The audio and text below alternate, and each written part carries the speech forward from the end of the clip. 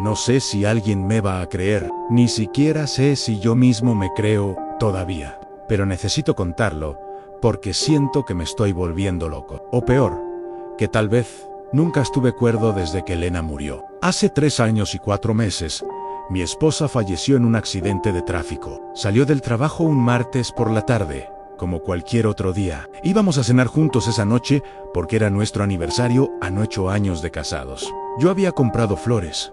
Había hecho reserva en su restaurante italiano favorito. Recuerdo que me duché temprano, me puse la camisa azul que a ella le gustaba, esa que decía que hacía que mis ojos se vieran más claros. Me miré al espejo y sonreí como un idiota enamorado. A las 7:30 tenía que recogerla. A las 7:10 recibí la llamada del hospital. Un camión se saltó un semáforo. Eso fue todo. No hubo tiempo para frenar. No hubo último mensaje. No hubo despedida. Solo el sonido del teléfono del hospital, la voz monótona de una enfermera. Y después, el silencio más absoluto que he experimentado en mi vida. Llegué corriendo, pero ya era tarde. Annie. Me dejaron verla. Todavía tenía puesto el collar que le regalé en nuestro primer aniversario. Sus manos estaban frías, no parecía ella. Las personas muertas nunca parecen ellas mismas. El funeral fue una nebulosa. No recuerdo los rostros, no recuerdo las palabras. Solo recuerdo el olor a flores. Demasiadas flores. Y la sensación de que todo era irreal. Como si estuviera viendo mi vida desde afuera de mi propio cuerpo. Su madre lloraba sin parar. Su hermana me abrazó y me dijo que Elena me amaba más que a nada en el mundo. Yo asentí. No podía hablar. Si abría la boca, sabía que solo saldría un grito. Los primeros meses después de su muerte fueron un infierno mecánico. Me levantaba, iba al trabajo, volvía a casa, me quedaba mirando las paredes. No limpiaba. No cocinaba. Pedía comida a domicilio y la dejaba a medio comer sobre la mesa. Su ropa seguía en el closet. Su cepillo de dientes seguía en el baño. Su perfume seguía en el tocador.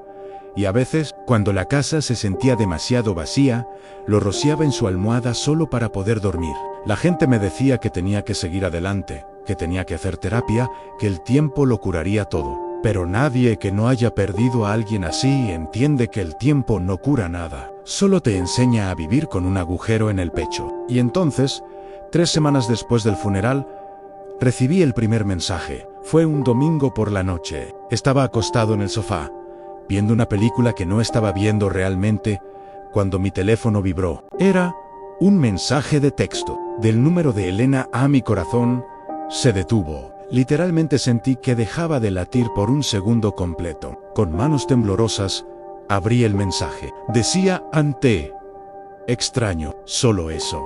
2 palabras. Sentí que el aire se me escapaba de los pulmones. Miré el teléfono como si fuera a explotar en mis manos. Revisé el número 1, 2, 3 veces. Era su número, el mismo que había marcado 1000 veces, el mismo que todavía tenía guardado con su nombre y una foto de ella sonriendo. Pero eso era imposible. Elena estaba muerta. Yo había visto su cuerpo, había estado en su funeral. Había visto cómo bajaban su ataúd a la tierra. Mi primer pensamiento fue que alguien había reactivado su línea. Tal vez la compañía telefónica había reciclado el número, tal vez era un error del sistema. Tal vez alguien estaba jugando una broma de mal gusto. Llamé a la operadora al día siguiente. Me dijeron que la línea seguía registrada a nombre de Elena Morales, mi esposa, y que no había habido actividad desde el día de su muerte. Excepto ese mensaje, les expliqué la situación. La mujer del otro lado de la línea se quedó en silencio incómodo, y luego me sugirió que tal vez había sido un mensaje programado, algo que Elena había dejado configurado antes. Pero yo conocía a Elena. Ella apenas sabía usar las funciones básicas de su teléfono. Nunca había programado nada en su vida. Intenté convencerme de que era mi mente, que el duelo me estaba jugando una mala pasada, que había alucinado el mensaje. Pero cada vez que abría mi teléfono, ahí estaba extraño. Las palabras no desaparecían. No era una ilusión. Durante las siguientes semanas no recibí más mensajes. Empecé a creer que realmente había sido un error técnico, una anomalía del universo. Un último susurro de su presencia antes de que todo se apagara para siempre. Empecé terapia, finalmente. La psicóloga me habló sobre el duelo complicado, sobre cómo la mente busca consuelo en cualquier lado, sobre cómo a veces creamos señales donde no las hay porque necesitamos creer que la persona que amamos sigue ahí de alguna forma. Y honestamente, me aferré a eso. Me aferré a ese mensaje como si fuera una bendición. Lo leía antes de dormir ante extraño. Imaginaba que era ella, desde donde sea que estuviera, enviándome una última muestra de amor. Me hacía sentir menos solo. Me hacía sentir como si una parte de ella todavía existiera en algún lugar del mundo, cuidándome. Pasaron 2 meses más. Yo estaba empezando a funcionar otra vez. Volví a cocinar y limpié la casa. Doné algunas de sus cosas, aunque no pude deshacerme de todo. Su hermana vino a ayudarme y lloramos juntos mientras empacábamos su ropa. Me quedé con su suéter favorito, ese gris de lana que siempre olía a ella. Lo guardé en una caja, en el closet. No podía tirarlo. Una noche de abril, casi 6 meses después de su muerte, recibí el segundo mensaje. Eran las 2 de la mañana. Me desperté por la vibración del teléfono sobre la mesa de noche. Medio dormido. Lo tomé y vi su nombre en la pantalla. Esta vez, el mensaje decía: ¿me recuerdas? Se me heló la sangre. Me senté en la cama de golpe, con el corazón golpeándome en las costillas. Miré alrededor de la habitación oscura como si alguien pudiera estar espiándome. ¿Me recuerdas? ¿Qué clase de pregunta era esa? Por supuesto que la recordaba. No había pasado un solo día sin pensar en ella, sin extrañarla, hasta el punto del dolor físico. Escribí una respuesta a no sé por qué lo hice. Sabía que era absurdo, pero mis dedos se movieron solos todos los días. Te recuerdo todos los días. Envié el mensaje. Vi cómo aparecía la palomita de entregado. Y luego, a nada no hubo respuesta. Me quedé despierto el resto de la noche, esperando, mirando la pantalla, hasta que me ardieron los ojos. Pero no llegó nada más. A partir de ese momento, los mensajes comenzaron a llegar con más frecuencia. 1 cada 2 o 3 semanas. Nunca predecibles, siempre en momentos extraños. A veces en medio de la noche, a veces cuando estaba en el trabajo, a veces cuando estaba en terapia hablando precisamente sobre ella. ¿Sigues usando mi taza? ¿Todavía duermes de mi lado de la cama? Hoy es un día difícil, ¿verdad? Ese último llegó en su cumpleaños. El primero que pasaba sin ella. Estaba sentado en la cocina, con una rebanada de pastel que había comprado porque no soportaba la idea de que ese día pasara sin celebrarla de alguna forma. Incluso, si ya no estaba, cuando leí el mensaje, rompí a llorar. Lloré como no había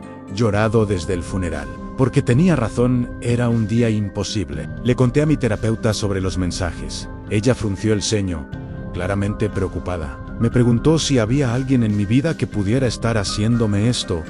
Alguien que conociera detalles íntimos sobre Elena y yo. Le dije que no. Su familia estaba devastada como yo. Mis amigos me habían dado espacio. Nadie tenía acceso a su teléfono. Nadie sabía esas cosas, excepto nosotros. Me sugirió que bloqueara el número, que era poco saludable, que me estaba impidiendo avanzar, pero no pude hacerlo. Esos mensajes eran lo único que me hacía sentir conectado con ella. Eran prueba de que había existido, de que nuestro amor había sido real. Me aferraba a ellos como un náufrago a un pedazo de madera en medio del océano. Empecé a responderle regularmente, le contaba sobre mi día. Le decía cuánto la extrañaba. Le pedía perdón por las veces que la había hecho enojar, por las discusiones estúpidas que tuvimos sobre cosas que ahora me parecían tan insignificantes. Le prometía que iba a estar bien, aunque no estaba seguro de que fuera verdad. A veces, muy de vez en cuando, recibía una respuesta, siempre breve, siempre críptica. Está bien, lo sé. No estés triste. Mis amigos empezaron a alejarse. Pensaban que me había vuelto loco. Tal vez tenían razón, pero no me importaba. Elena era lo único que me importaba, incluso así, incluso de esta forma imposible y fragmentada. Y entonces, hace una semana, todo cambió. Recibí un mensaje diferente.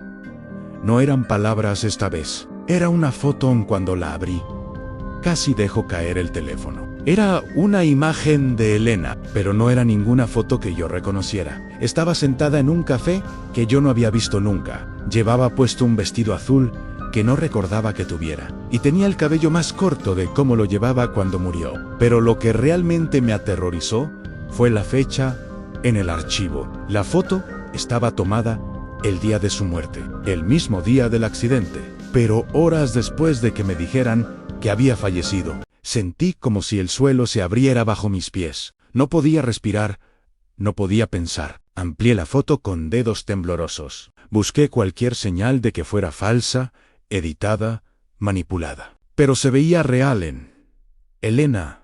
Se veía real. Vivan sonriendo levemente hacia la cámara. Al fondo de la foto había un hombre. Estaba borroso, fuera de foco. Pero podía distinguir que estaba sentado frente a ella en la mesa. No podía ver su cara, tan solo su silueta. Respondí inmediatamente. ¿Qué es esto? ¿Qué significa? Esta vez la respuesta llegó en minutos en. Necesitamos hablar mañana en Parque Memorial. 3 p.m. No dormí esa noche. No pude a mi mente, construía y destruía 1000 teorías. ¿Elena estaba viva? Había fingido su muerte. ¿Por qué? Para escapar de mí, de su vida.